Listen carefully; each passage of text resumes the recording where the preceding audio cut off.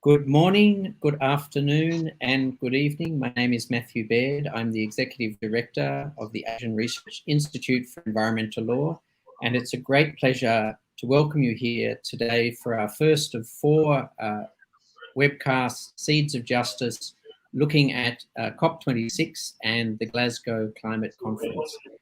It is, of course, a very exciting and important time for the planet as hundreds of leaders gathering together in Glasgow in Scotland for what is called the last best chance to keep 1.5 alive. Although we've already seen the Secretary General of the United Nations talk about the Code Red for Humanity, we've seen the IPCC this year with their report on the Global Assessment Report on Science identifying that even if all the current pledges under the Paris Agreement were met, we would be heading to over 1.7 degrees Celsius in terms of climate change, perhaps even up to 2.7 by the end of the century.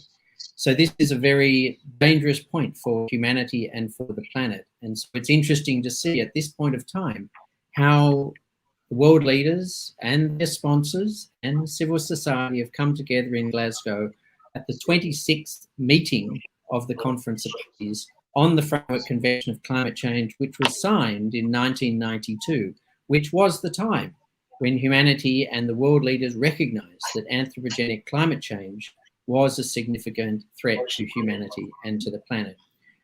This morning in Glasgow time and this evening in Asia, we're joined very, very pleasurably by Denise Fontanilla, the Associate for Policy Advocacy at the Institute for Climate and Sustainable Cities. Denise, welcome to the Seeds of Justice, and thank you very much for joining us from what is undoubtedly a very busy time on day two of the COP. Good morning from Glasgow, Matthew. Thanks for having me. Hello to all your viewers. Thank you very much indeed. I was wondering if you could first just introduce yourself and the work that you are doing on climate change and the work with the Institute for Climate and Sustainable Cities. That would be great. Happy to do so. So I'm Denise Fontanilla, Associate for Policy Advocacy of the Manila-based Institute for Climate and Sustainable Cities. So we're a climate policy group working on climate resilience, low carbon development in the Philippines, of course, but also regionally in Southeast Asia and Asia. And as I'm doing now, what our organizations also trying to do is to connect all these actions to international level climate and energy diplomacy. So what I'm doing now is sort of a mixture of uh, policy advocacy and communications. And recently, I've been shifting more to from a broad from our broad portfolio in ICSC to more on uh, energy transition issues, and that's why I was happy to have been able to contribute a piece again for Heinrich Paul Stiftung in Southeast Asia on energy transition in the Philippines and Southeast Asia. And I think on energy transition in particular, I noticed one of the statements you had recently talked about, which was, of course, talking about the need for finance and mitigation and ambition to really transform. I was wondering if you could let us know what is the feeling like at COP26 at the moment. I think day one was the leaders talk, and we've seen celebrities, David Attenborough, activists from various countries talking about things, but it was sort of the leaders' day. And some people say, well, what is it like to be there? And what's the feeling at the moment on this day? Sure, Matthew. So technically, today, this morning at least, is day three. COP26 started last Sunday. So like yesterday was day two, but day one of the Leaders Summit.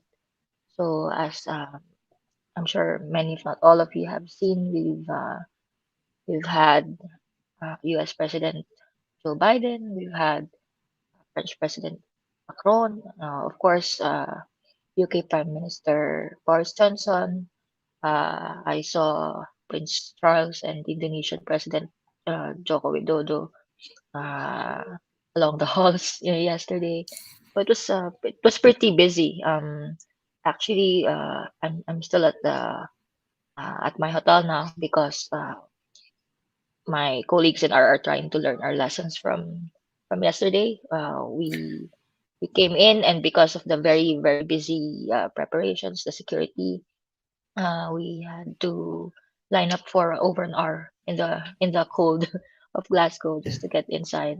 So that was coming from almost 2 years of social distancing and keeping mostly at home. Then coming here to Glasgow with what 10-20,000 people.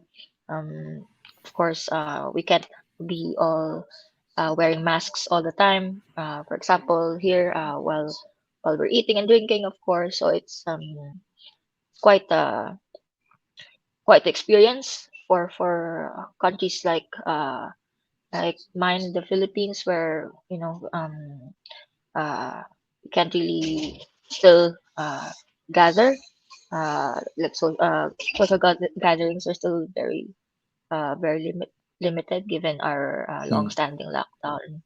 So it's this is my fifth COP, my fifth UN climate summit, but um, given all the restrictions, all the daily antigen testing just to be able to get inside it, I feel like a newcomer in some respects. There has been, I mean, I have to say, in Thailand, a lot of the papers did cover the administrative challenges for people there. But there has also been a bit of criticism just in general in terms of the lead up for the role of sponsors compared to the Mhm. role of activists. And I wonder, is that something that you're also experiencing, that it's been difficult as an activist organization or even as a policy institute to have an impact in this particular COP process? Yeah, so it has it continues to be even more ironic now that activists, campaigners are having even more of a difficult time, even coming here to Glasgow, and for for people like me with yellow badges, meaning we are accredited observers from non-government organizations or other groups that are not part of government delegations. We until today, I believe, there are many venues that are still um, unaccessible for us, that we are not Mm. allowed to get inside uh, to, and that's quite the contrast from all the big logos of the corporates that being brandished about all over the venue. I have to note though that this is not just a thing with Glasgow with COP26. This has been an issue by that many of our colleagues in the international civil society space uh, have been have been working on for many years now, to not just to get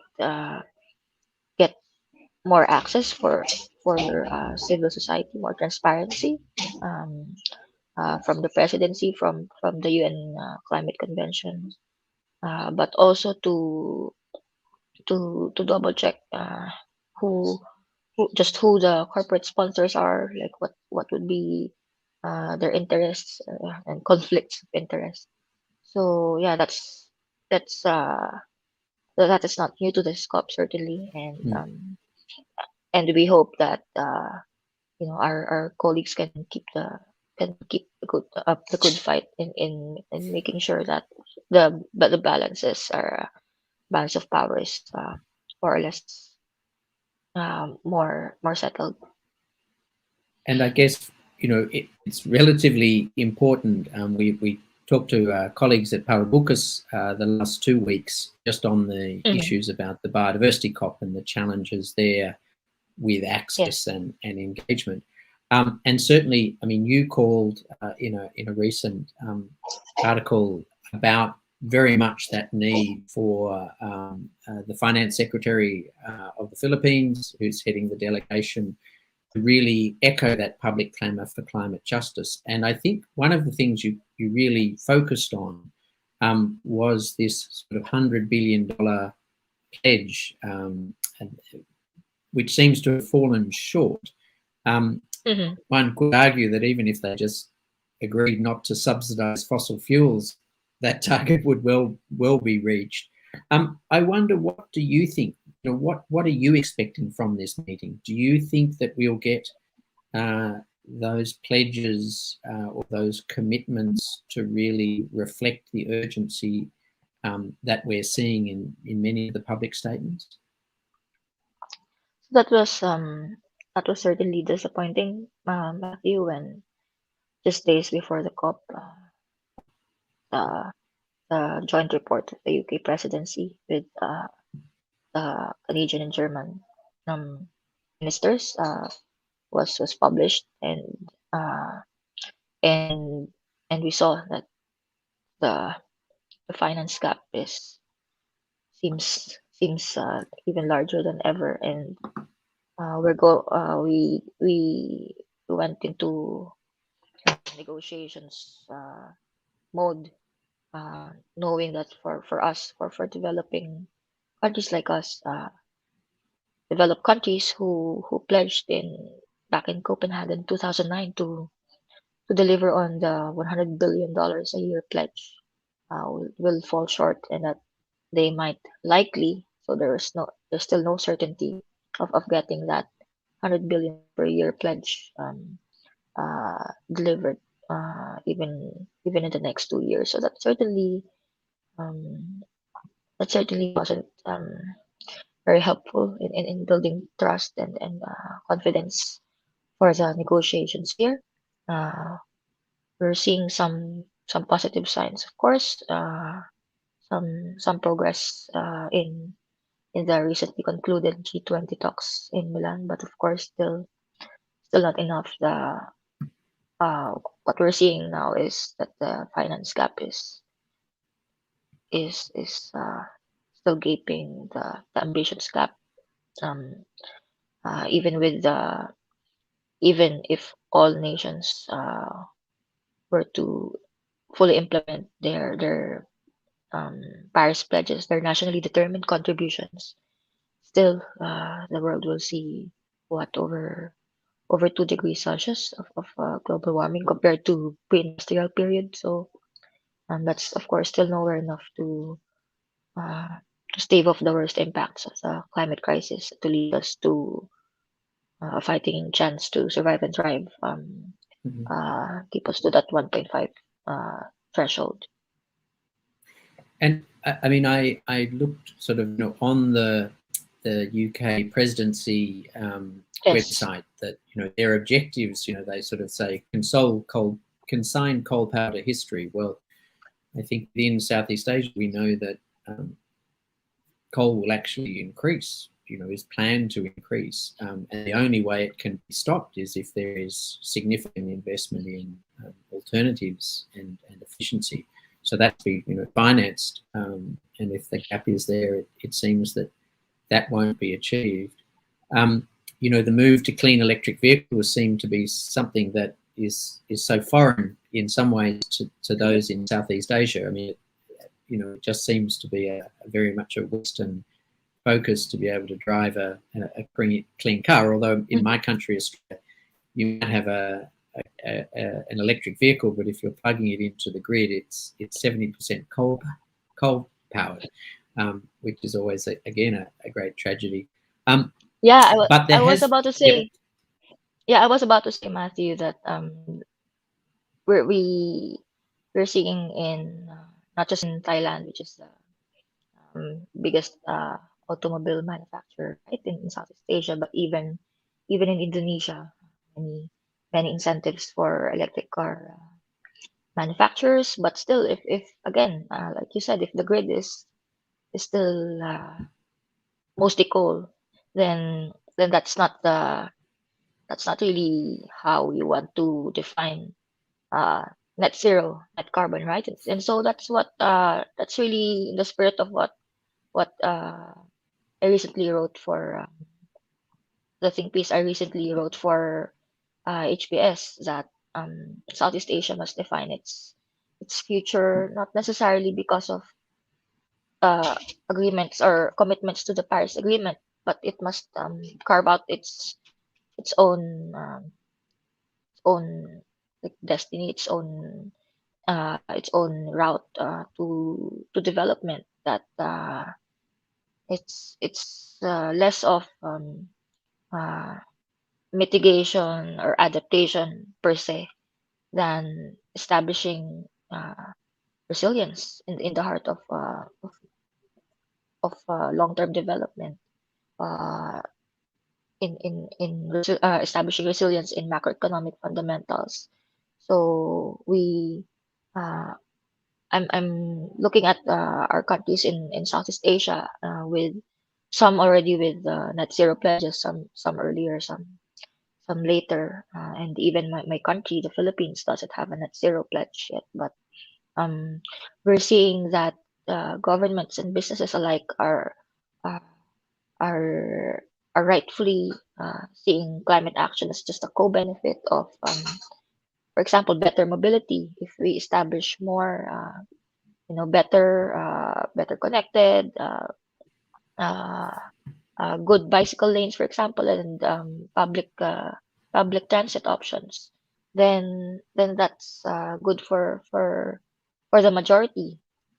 If we win away from a car-centric model, whether that's powered by diesel or electric, right? So that's still um, very good for everyone, and that just benefits, just contributes to climate action. In the same way that we're seeing uh, developments in Indonesia, the Philippines, uh, and even Malaysia lately with its 12 Malaysia plan, we're seeing moves to stave off new coal projects, even some scrutiny on fossil gas being touted supposedly as transition fuel. We're seeing that governments and businesses are working on this, not because of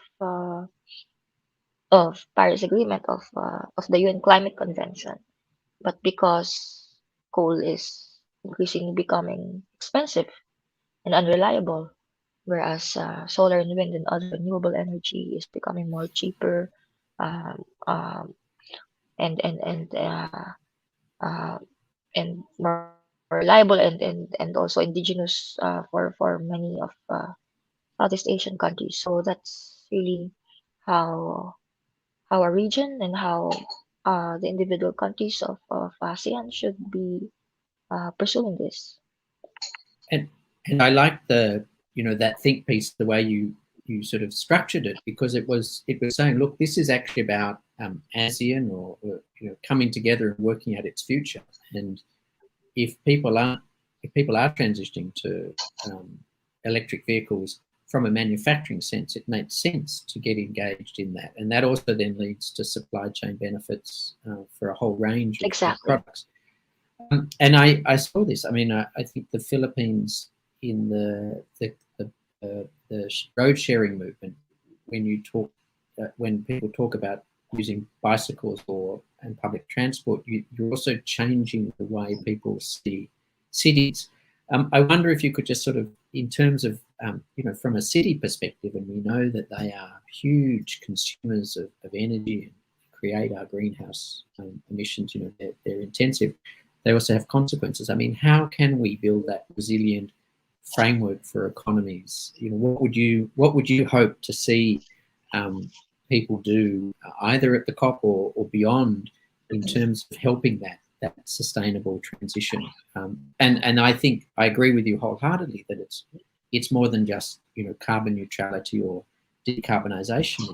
It's about, you know, all of the co-benefits for creating more sustainable and more healthy lifestyles, away from fossil fuels, which we know pollute the air.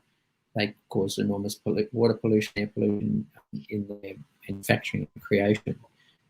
So we've got, you know, interesting options. So what do you think, you know, what could be some of the policy outcomes that could help in that transition? So we're actually seeing some cities, Matthew, that are aside from their own states' national commitment to climate action. We're seeing some cities, and not just in the United States, but cities across the world committing to climate action. You have I believe, the C40. So these are global coalition of cities worldwide committing to local climate action. And for example, Quezon City in the Philippines. I just don't have the full list now, but I'm pretty sure there are others in across Southeast Asia as well. So uh, let's go back to our discussion about mobility. For example, in the Greater Manila area, which includes in Metro Manila, the capital of the Philippines, and its neighboring provinces. You have uh, you have 88% of households in the Greater Manila area which do not own their own private vehicles, no cars. So it's really just it's 12% at least as of 2015. So this might be the figure might have decreased since then. That own cars. So why then would infrastructure investment policies, uh, why then should those be skewed towards the very little minority, right? Which own cars? Why would we spend on even more roads when or prioritize EVs when uh, the obvious solution is really to invest in public transport, invest in more walkable, cyclable cities that are good for locals, good for tourism. So, uh, taking a few steps back from that, we know that cities are among the biggest sources of emission, given the concentration of the population of uh, of activity of being centers for business, for industry. At the same time, we're also seeing cities as already paving the way for solutions worldwide. And as my my NGO is called the Institute for Climate and Sustainable Cities, where we're really seeing cities as drivers for growth. That localities don't have to wait for the national government to do their part. And but certainly, of course, it'd be great if their counterparts in the national government would also provide um, provide the broader policy framework, provide the national policy signals for the energy transition, for low carbon development to come in sooner rather than later. And of course, that if that all helps us in saving of the worst of climate impacts, then all the better, right? Yes. So in some ways, the national governments need to provide that framework, but we can see local governments and communities and CSOs essentially going beyond that and working out sort of at their own destiny, but moving away from those carbon intensive and particular focus. So, I mean, given your experience, you know, you've been to a number of these events. we have seen a couple of interesting announcements. The announcement by India of carbon neutrality, I think by 2070, which seems to be a bit too far away. And I think they're the third largest polluter. We've seen China, that President Xi Jinping is not attending, probably because of COVID, and there's unlikely to be any new announcements from China, although they have made a number of announcements on carbon neutrality. So I'm just wondering, is there already a sense that things are it's not going to end as optimistically as we'd like, or is there still a chance over the next 2 weeks for momentum to build? I mean, I do notice, and I have seen that there has been a declaration on a commitment to end deforestation, but of course it was also signed by Jair Bolsonaro from Brazil, who has already probably destroyed more forest in his tenure than anyone else will be able. Someone that certainly, one wouldn't think has any redeeming governance features, let alone the number of people in Brazil who have died from COVID. So I'm just sort of trying to think about, I mean, the declaration on forest and land use obviously is great, but a declaration to end deforestation when we see constantly the forest destruction in the countries in Southeast Asia in particular. But can we see momentum, or is there already a feeling that we've got the outcomes that we're going to see from COP26, and it's now just arguing over a few details? It's interesting, Matthew, that you mentioned China and India, and of course Brazil. Of course, the bigger developing economies, emerging economies, also have their work cut out for them, and we're seeing, as we're seeing in Southeast Asia, we're seeing big climate commitments being made, not necessarily because of their commitment to the Paris Agreement, but because their growing populations, their growing economies demand that they look at the better way to leapfrog, uh, compared to the traditional routes of already developed economies, right? And for what we're seeing is as well a refusal, on the other hand, from historically the biggest emitters and still the biggest economies in the world, refusing to do the utmost, refusing to lead the charge towards uh, more urgent, more more intense climate action.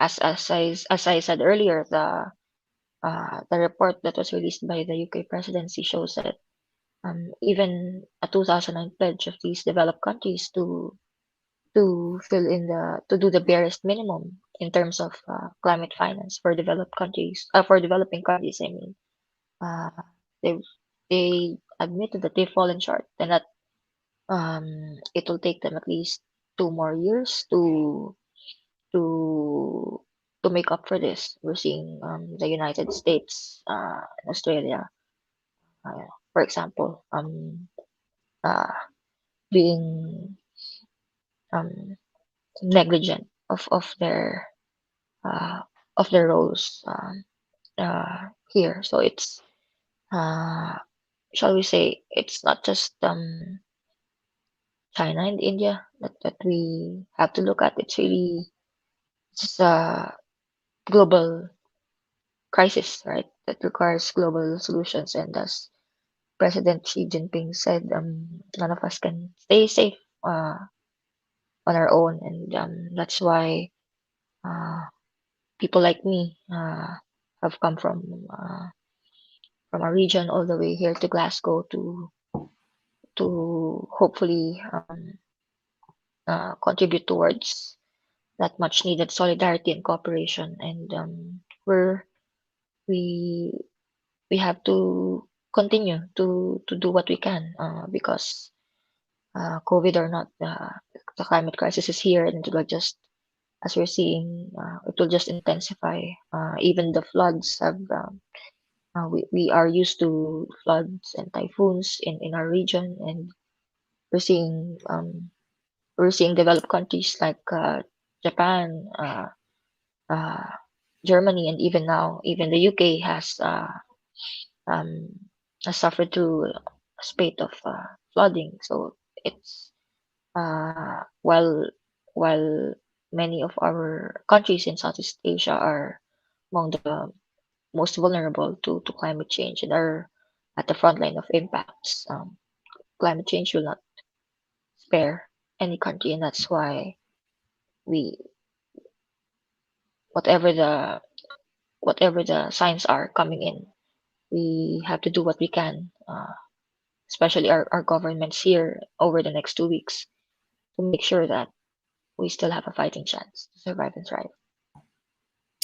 Thank you, Denise. Thank you very much for your time this morning, and good luck over the next 2 weeks. I hope maybe when you're back, we can have a catch up to see, how things eventuated. But good luck, and again, thank you very, very much for your time this morning. Thanks so much.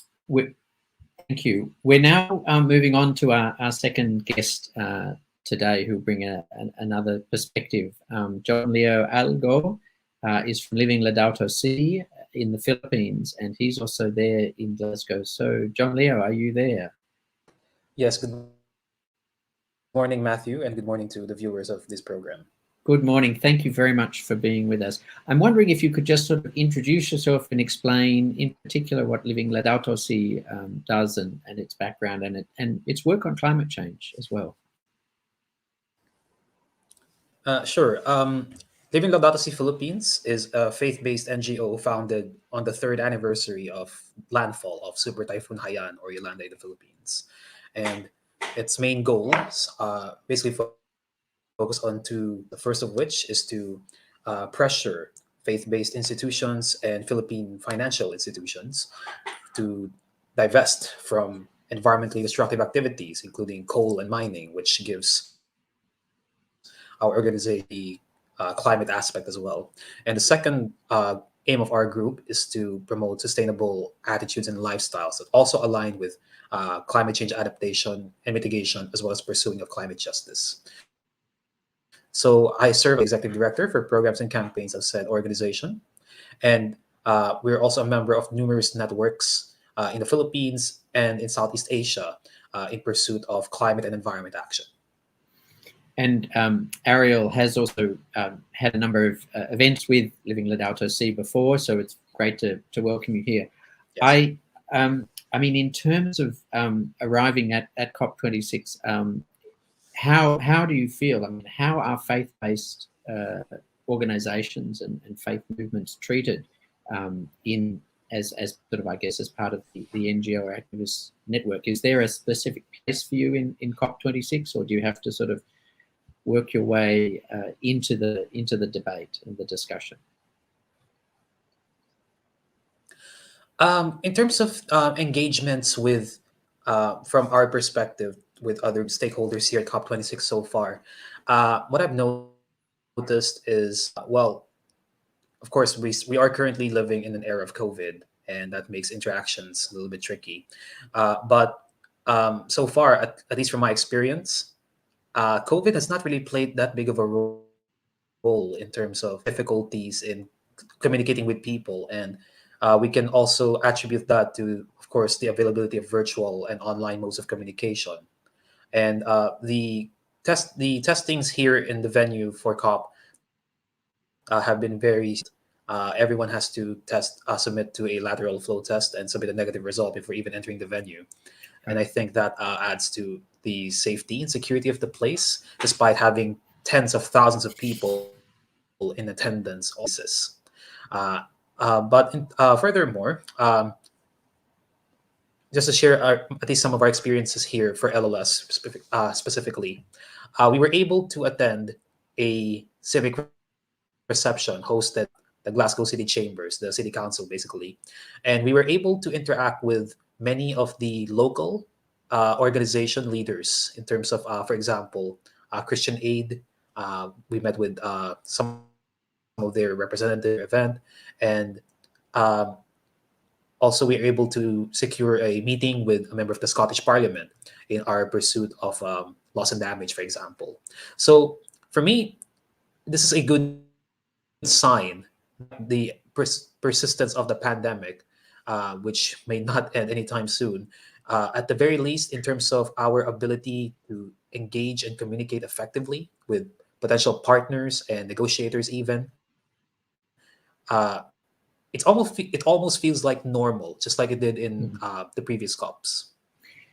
And in terms of the objectives, I mean, in terms of living Laudato Si, do you have any particular issues that you're focusing on during the COP in terms of discussing with people particular outcomes? Yes, LLS at the very least, at least include specifically myself as and Mr. Rodney Galicia, our executive director. We are also involved with Action Klima Pilipinas, basically the country's largest civil society network for climate action. So, Mr. Galicia and myself are carrying both of those as well. So, if I may be allowed to share for the Action Klima perspective, we are trying currently to have a more meaningful engagement with our Philippine delegation issues related to communications between both sides. I think there are many indicators that can say that the Sears delegation is not as open. I mean, they're still open, not as open as previous delegations to COPs in terms of engaging with civil society groups. Although we have made some progress over the last few days in terms of engaging with them. And of course, it's important for civil society groups to be monitoring and engaging constantly with our representatives because, of course, we should share the same goals. And we also try to push forward some of our primary advocacies, and for example, as I mentioned previously, loss and damage, and we also try to make sure that the engagements that our Philippine delegation has will uphold climate justice, because context of the climate negotiations involves understanding the nature of, for example, uh, the financial aspect. Because, for example, for the some of the finance negotiators, they might in a bilateral way, meaning two countries. And if the Philippines will secure funding from another country, for example, it has to be in the form of a loan. With it's not free basically. But in the context of COP, since we are a hub country, it should not come as a loan, but it should come in the form of like a grant, for example, something like that. So we try to engage with them to make sure that they have a better understanding of those kinds of contexts, so that, of course, when they negotiate on behalf of the Philippines, we will have the kind of support that upholds climate justice and, of course, that our country needs for development. And in terms of the loss and damage discussions, and sorry, I've got a bit of delay with some storms happening here in Thailand. But in terms of the loss and damage discussions, are you finding that other developed countries are interested in pursuing that, or is that something that people still want to put into, well, it's about financing and, as you said, loans, and rather than grants or recognition of compensation claims? From my understanding of the negotiations for loss and damage so far, of course, I understand the nature of these negotiations. Of course, both because there's so many conflicting authorities that it ultimately many of the terms of the agreements, even the Paris Agreement, for example, many of the terms there are born out of compromise. And my understanding is that for loss and damage to at least make some kind of progress, developed countries, of course, will push through with not financing support for vulnerable countries like the Philippines to avert or minimize loss and damage. That will not stop, for example, the G77 bloc or we call it the LMDCs or the seats rather, small and developing states, and of course, us in the civil society groups from campaigning and publicizing that there needs to be progress on this loss and damage because this is basically a big component of our pursuit of climate justice. And I believe for this particular COP, loss and damage is not as big of a priority as in COP25, where in the Santiago Network for Loss and Damage was, I think, established. And so that's why for this COP, loss and damage is sort of on the back end of the agenda. But of course, that doesn't mean that we should not highlight it because it will affect millions of lives rather in highly vulnerable communities as well as ecosystems uh, in highly vulnerable countries. And so in terms of what do you think? I mean, are you optimistic that the Glasgow COP will come up with some more complete declarations or commitments? In particular, I think as we talked with Denise about the funding gap, and really I asked her, do we have 2 weeks? Are we going to find momentum, or have we almost peaked on day 3, and we're just going to be playing out some of the lesser scenarios over the next 10 days? I mean, what do you think about is going to happen? Well, to be honest with you, on a personal note, I'm a bit of a pragmatist compared to most other civil society climate advocates. Who are full. I'm more of a pragmatist. But of course, that doesn't mean that I will not hope for the best results to happen for this COP, because at the end of the day, the climate crisis doesn't care about politics or whatever you prioritize. And I always say that no amount of wealth or money can withstand the wrath of a nature basically scorned by harmful human activities. Well, there have been, I believe there's already been a important development in the first few days of COP, and I think it involves deforestation. I believe there is more than 100 countries committed collectively. By the way, these 100 countries cover 85% of the world's forests. They committed to providing or funding a total of, if I'm not mistaken, 14 billion euros to efforts to combat deforestation, and of course to replace deforestation with reforestation. And of course, we've seen those kinds of pledges before. Back in 2014, for example, I believe pledged to cut in half deforestation, but it didn't exactly pan out. And we've seen enough of words, because anyone can say words easily, but we want to see concrete. And there's been so much hype about this COP being the most important one since the Paris Agreement was adopted in 2015. And we've seen what happens to our world when we keep ignoring planetary and people's health. And that's a climate issue. It's a COVID issue as well, which has, of course, interlinkages with the climate crisis impacts. And that's why it's important that we do see concrete actions at this particular COP. Now, do I expect like all of the goals to be achieved, like higher ambition, strong the carbon markets issue even? Personally, I would expect more of a compromised results. But it won't harm to be hopeful about these things, because again, we're all stakeholders in this particular fight, and we have to work together. Thank you very much, John Leah Algo, and good luck over the next 10 days of the COP.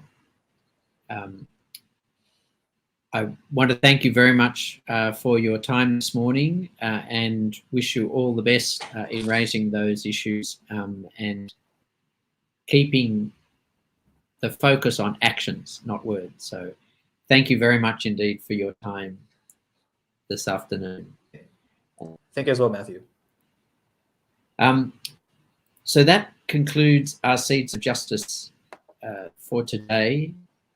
I just wanted to end, although experiencing some technical difficulties at the moment, with the words of the Secretary General of the United Nations, Antonio Guterres. And this was in a report earlier this year, Making Peace with Nature. And the Secretary General said, humanity is waging war on nature. This is senseless and suicidal. Making peace with nature, securing its health, and building on the critical and underlying benefits that it provides are key to a prosperous and sustainable future for all. As we enter into day 3 of COP26 of the Glasgow Climate Change Convention, again, in this, the 30th year since 1992, when the Framework Convention on Climate Change was signed in Rio, we hope and we expect great words, but we demand action. Please join with me in thanking our sponsors and supporters for today, the Asian Development Bank Environmental Law Champions Program, and in particular Heinrich Böll Stiftung Southeast Asia Office for their support for this podcast and for the next 3 podcasts. We're also producing a report on the national determined contributions for the ASEAN countries, including Timor-Leste, and that will be released in the next week. And then finally, we will also have a more in-depth analysis of 3 national determined contributions and see how they are tracking, which will be released at the end of November. So again, on behalf of the Asian Research Institute of Environmental Law, I'd like to thank participants and guests today, Denise Fontanilla, Associate for Policy Advocacy at the Institute for Climate and Sustainable Cities, and John Leo Algo from Living Laudato Si in the Philippines. I'd like to thank our production team, Paolo and Pum. Thank you very much for your support. Again, we look forward to seeing you next week at 6 o'clock Philippine time for our next Seeds of Justice webcast, which will again be live from the COP. Thank you and good night, good morning, and good afternoon.